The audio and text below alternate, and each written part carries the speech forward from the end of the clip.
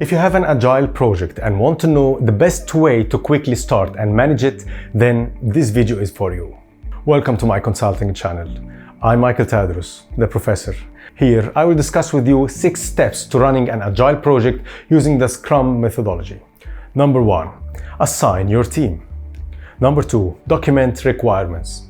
Number 3, create your sprints. Number 4, plan and execute your sprint. Number 5, host a retrospective.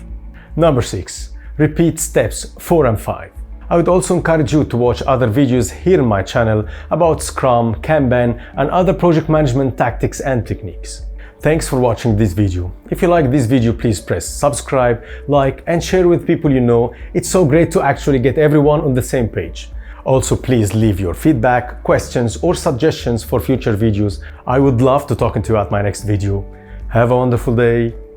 Goodbye.